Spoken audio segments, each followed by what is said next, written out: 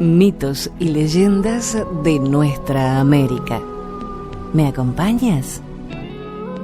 Soy Jenny de Bernardo.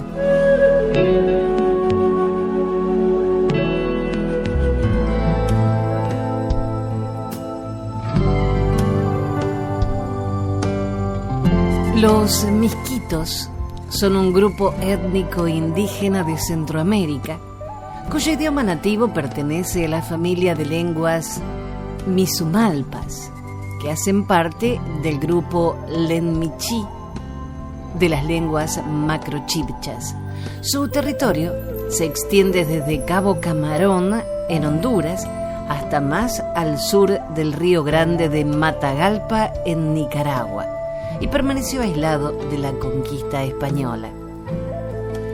Según la tradición oral de los misquitos, hace muchos siglos, un pueblo dirigido por su líder guerrero Miscut emigró desde el norte de Sudamérica, recorrió la costa del Caribe y se estableció en el continente, en un lugar donde confluían un río, una laguna y el mar.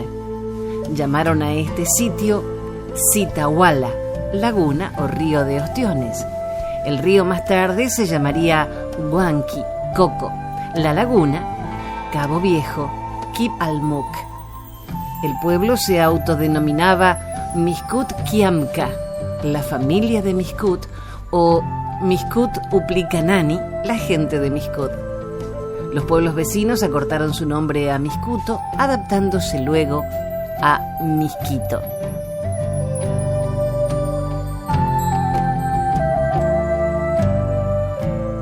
La desaparición de Wis Wis, una leyenda misquita. Un día, dos hombres de la población de Wis Wis decidieron ir de cacería. Se internaron en la montaña y cuando iban persiguiendo a un venado, oyeron a alguien que los llamaba por sus nombres y luego pronunciaba las palabras dar, dar. Muy asustados, se detuvieron y empezaron a examinar el lugar en donde los habían llamado, pero no encontraron nada. Ni vieron huellas, ni escucharon pasos de la gente. Solo lograron ver un bejuco que se mecía sin que nadie lo moviera ni soplara el viento. Uno de los cazadores, atraído por la curiosidad, se aproximó al bejuco, lo agarró y al instante se hizo invisible. El otro, asustado ante la desaparición de su amigo, quiso huir, pero escuchó una voz que le dijo: «No te corras, toca tú también al bejuco». Y como la curiosidad era más fuerte que el miedo, así lo hizo. Y de inmediato se hizo también invisible. De esta manera, descubrieron que al tocar el misterioso bejuco, se hacían invisibles y al soltarlo, se volvían visibles. Regocijados ante este hallazgo, dijeron: «Ahora podemos cazar animales sin problemas». «Claro», dijo el otro, «nos haremos invisibles y los animales no nos podrán ver». Ese día cazaron 2 venados y decidieron regresar a Wis Wis, llevando consigo varios pedazos del misterioso bejuco. Cuando llegaron al pueblo, la gente corrió asustada porque no veían a los hombres que cargaban los venados. Al ver eso, los cazadores soltaron los bejucos y se hicieron visibles para que se detuviera la gente que iba huyendo al monte, muerta de miedo. Los habitantes de Wis Wis, conocedores del poder del bejuco dar, planearon cómo utilizarlo contra su malvado gobernador Ivina. «Vamos a buscar dar para hacernos invisibles cuando llegue Ivina con sus hombres a cobrarnos el tributo», decidieron. «Así nos burlaremos de él y no le pagaremos más tributos». No había pasado mucho tiempo cuando llegó a Wis Wis el tirano Ivina con sus hombres, pero se sorprendieron al ver que toda la gente había desaparecido. Entonces el tirano dijo enojado: «Huyeron al monte para no pagar el tributo, pero ya verán». Y decidió buscarlos hasta encontrarlos. Pero cuando se disponían a emprender la búsqueda, recibieron una tremenda paliza de manos invisibles que los hizo huir en verdadera estampida. Pasados unos días, Ivina se dio cuenta que los habitantes de Wiswis se encontraban muy tranquilos en su pueblo. Comprendiendo que había sido burlado, planeó castigarlos. De esta manera, Ivina y sus secuaces trataron de sorprenderlos para conocer el secreto de cómo hacerse invisibles. Pero cuando llegaron nuevamente a Wiswis, sus habitantes habían desaparecido con todos sus animales y demás pertenencias. Por las huellas dejadas, Ivina y sus soldados comprendieron que se habían ido hacia el norte y empezaron a perseguirlos. Después de varios días de persecución, llegaron hasta Carrizal, donde desaparecieron las huellas. El tirano Ivina regresó a casa decepcionado y burlado, porque además ya no lograría más tributos de este pueblo. Desde entonces, nadie sabe el destino que corrieron los habitantes de Wiswis. Algunos dicen que se hicieron invisibles para siempre. Otros dicen que viven en Butuk Awala. Al pasar cerca de las ruinas de Wiswis, donde se ven algunas escrituras en piedra, los viajeros a menudo exclaman: «Aquí fue Wiswis».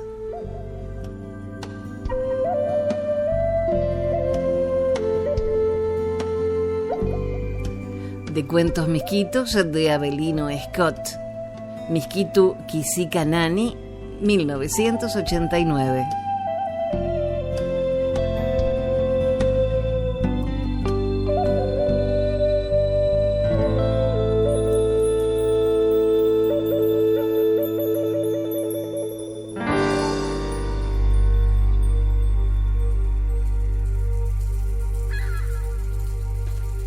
El terrible Cherufe.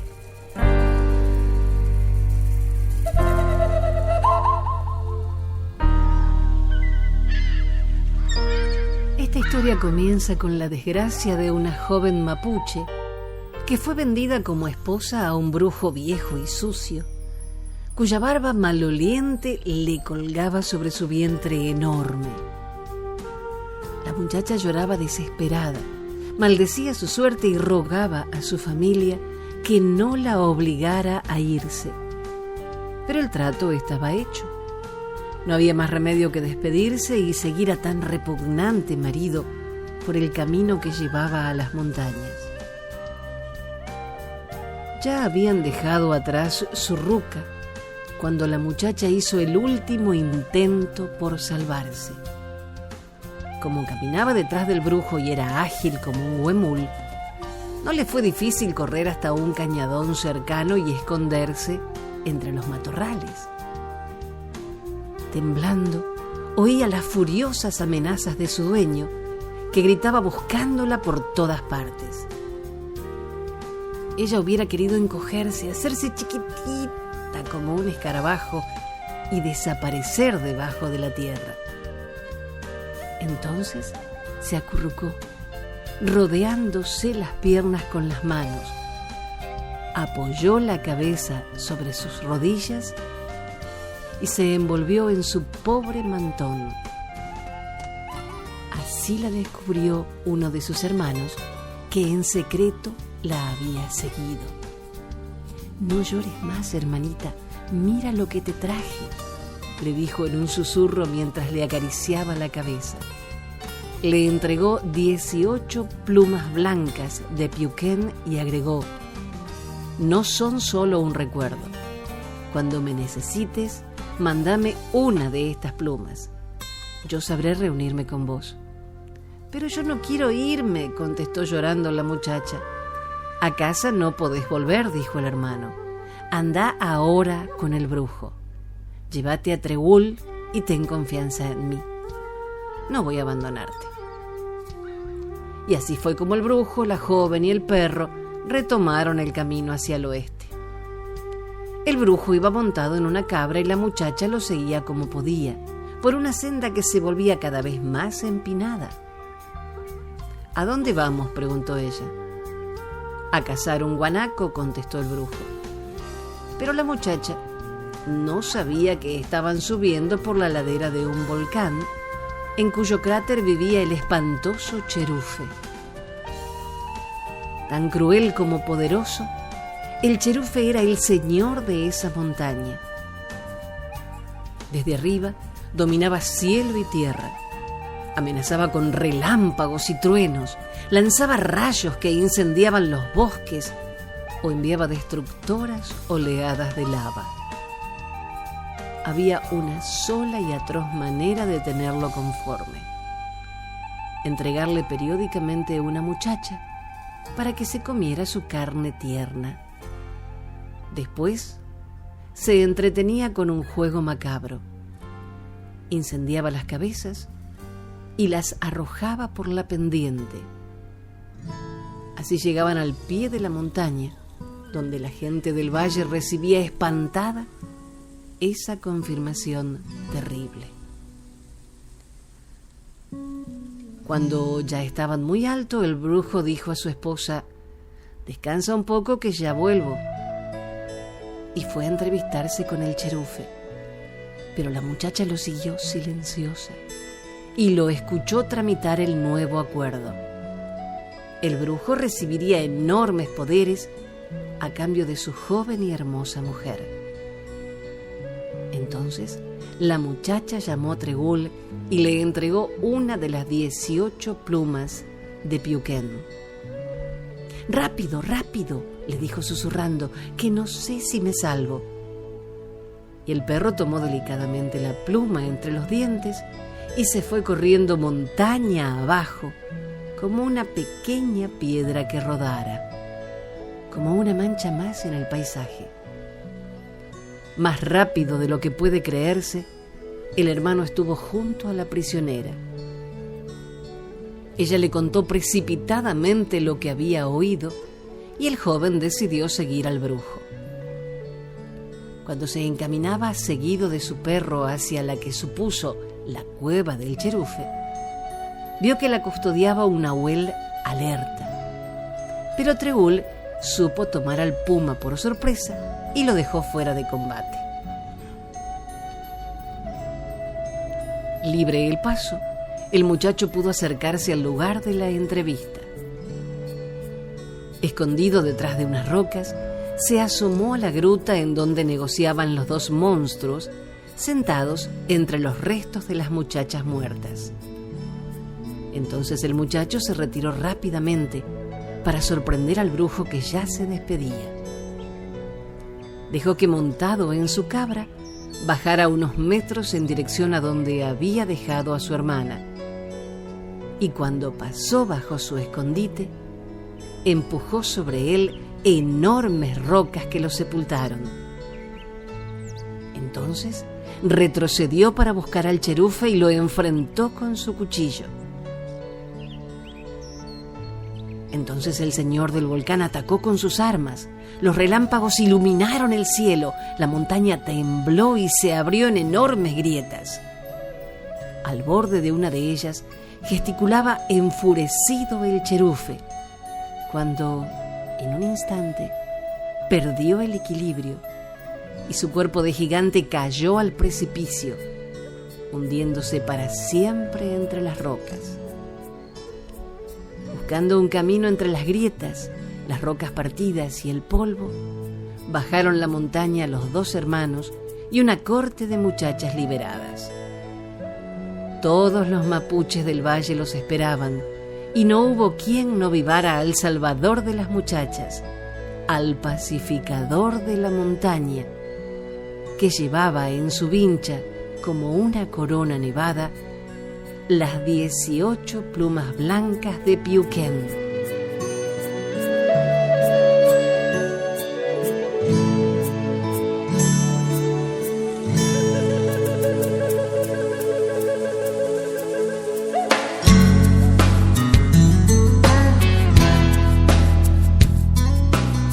Según la tradición, que se mezcla con la historia y hechos reales, hacia inicios del siglo XVI, en plena conquista española y proceso de fundación de ciudades en el continente americano, surge la leyenda sobre el origen del nombre de la ciudad de Guayaquil, puerto principal del Ecuador.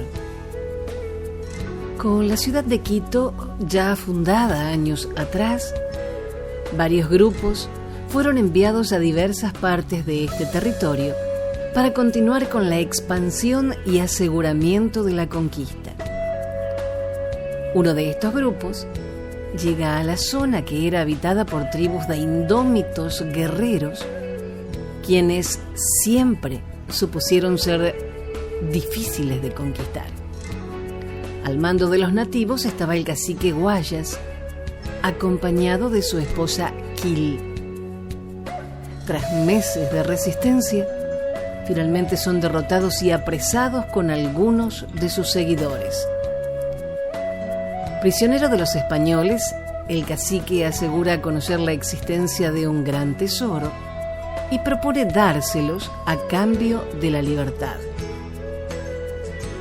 Los conquistadores creen las palabras de Guayas y acompañan a este y a Quil hacia el Cerrito Verde, actualmente Cerro Santa Ana. Ya en el sitio, pide un cuchillo para poder separar unas lápidas que se suponía cubrían el agujero donde estaba el tesoro. Teniendo el arma en sus manos, Guayas se abalanza rápidamente sobre su compañera, clavando el cuchillo en su pecho y traspasándole el corazón. Al ver que los españoles quedaron sorprendidos y sin reacción alguna, Guayas se clava el cuchillo. Mientras agonizaba, y según la narración legendaria, Guayas llegó a mencionar estas palabras: al río lo mancharon con la sangre de mis hermanos. Me llevo a Quil para que me acompañe a la Tierra del Sol.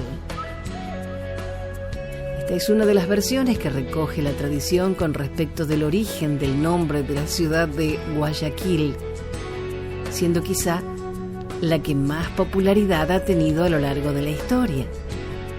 Sin embargo, no faltan otras, como la que asegura que Guayaquil surge de la reunión de tres palabras: Gua, grande; Ya, casa; Quil, nuestra casa grande.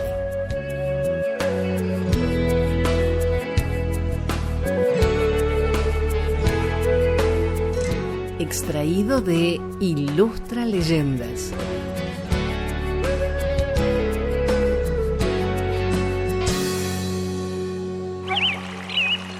La leyenda de Ogopogo, el monstruo del lago canadiense. El monstruo del lago más conocido en Canadá se llama Ogopogo. Se hizo conocido a partir de los medios de comunicación mucho antes que el monstruo del lago Ness. Precisamente 7 años antes, en 1926, apoderándose de la atención del público cuando Roy W. Brown, editor del diario The Vancouver Sun, escribió: gente de buena reputación ha visto un monstruo en el lago, por lo cual no se puede ignorar la gravedad de los hechos reales. Aunque existen registros de archivos en los cuales se data la existencia de Ogopogo en el lago canadiense Okanagan desde 1872, y a partir de esa fecha los avistamientos se han reportado con regularidad hasta la actualidad. La criatura es descrita a menudo como 1 o 2 pies de diámetro con una longitud de 15 a 20 pies. Su cabeza ha sido descrita de varias maneras, similar a la de un caballo o cabra, pero casi similar en todos los registros de avistamientos. desde la criptozoología. En un principio se lo relacionó con un animal similar al plesiosaurio del lago Ness, pero posteriormente, cotejando los registros de las distintas épocas, se llegó a la conclusión que la criatura debe ser una forma de ballena primitiva llamada Cetoides basilosaurus, ya que el aspecto general de este extinto animal coincide casi exactamente con las descripciones. La historia de Ogopogo comienza con leyendas indígenas, a través de historias que se transmiten de generación en generación, a través de leyendas ancestrales. Así, la leyenda de este mítico animal se inicia con un endemoniado nativo llamado Kel Oniwon, que asesinó a un anciano muy conocido y respetado de nombre Ol Can Lecan con un garrote. Como castigo por su crimen, el creador transformó a aquel Oniwan en una serpiente, destinándola a vivir por siempre en el lago, para que sufriera de remordimiento eterno por el crimen que había cometido. Y desde ese día se lo conoció como Nha-Akti. Se traduce como demonio del agua o monstruo del lago, el cual demanda un peaje a los viajeros para un paso seguro a través de las aguas que considera su casa, siendo dicha cuota un sacrificio vivo. Así que cada vez que los indígenas que vivían alrededor del lago se aventuraban en el agua, debían sacrificar un animal pequeño para apaciguar al monstruo, para garantizar así un viaje protegido.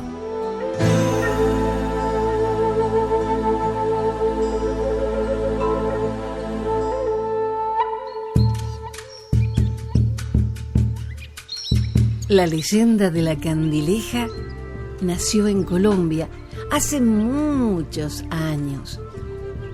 Se dice que es una gran bola de fuego dividida en 3 hachones o luminarias, con brazos como tentáculos que largan chispas de un rojo furioso y produce ruidos ensordecedores y macabros. Se dice que persigue a los borrachos, los infieles y a los padres de familia irresponsables o golpeadores. Asusta también a los viajeros que transitan en horas avanzadas de la noche por las calles solitarias y oscuras.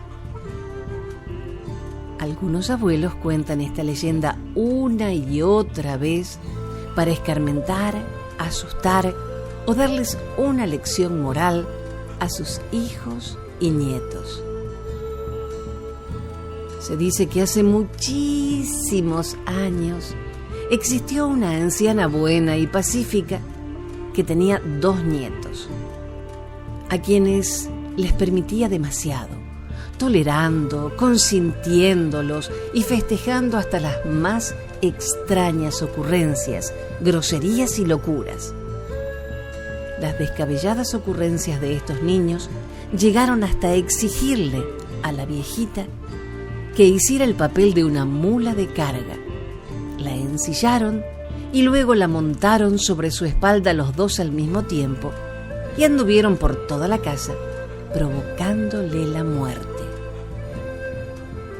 Al llegar al purgatorio, San Pedro le llamó la atención por su falta de rigidez en la educación de sus 2 nietos y la condenó a pagar sus culpas en este mundo, entre 3 llamaradas de fuego que representan el alma de la anciana y la de sus 2 nietos. La luz de la candileja es confundida con la de las huacas, que son espíritus en forma de luces que guían a la gente hacia antiguos tesoros escondidos hace miles de años por los indígenas. Y cuando la gente los encuentra, les causa la muerte. Pero sin embargo se dice que la luz de la candileja es de un rojo muy fuerte y la de las huacas es amarilla. Para ahuyentar a la candileja, Las personas deben hacerle frente con machetes, palos, hachas o gritándole groserías, acusándola de alcahueta o mala abuela. Generalmente le gusta aparecer en casas abandonadas o solitarias y en los ríos crecidos.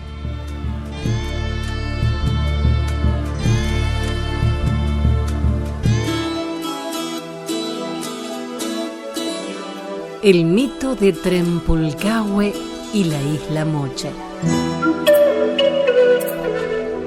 Trempulcahue es el nombre de cada una de las 4 ballenas que llevan a las almas de los muertos hasta el lugar, Isla Mocha, desde donde parten para la lejana región de Occidente.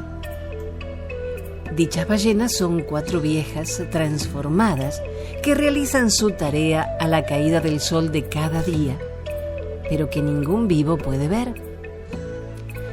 Cada alma debe hacer una contribución en yancas, el medio de pago, que colocan al lado del muerto y que se utilizará para pagarle los servicios al barquero, personaje de mal genio que castiga a las almas hacinadas con un remo y cobra un plus por el pasaje de los perros y caballos que acompañan a sus amos.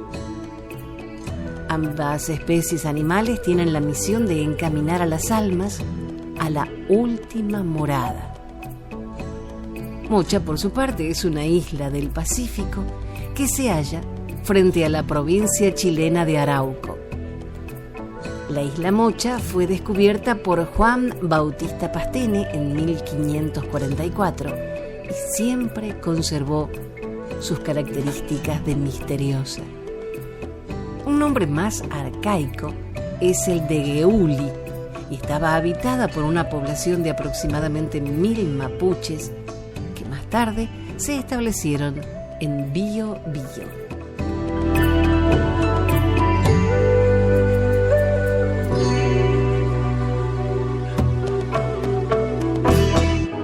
Dijo un escritor y humorista alemán: la memoria es el único paraíso del que no podemos ser expulsados. Recordemos entonces estas tradiciones de nuestra tierra para no olvidar nuestras raíces y seguir construyendo nuestros castillos. Gracias por la compañía. Soy Jenny de Bernardo.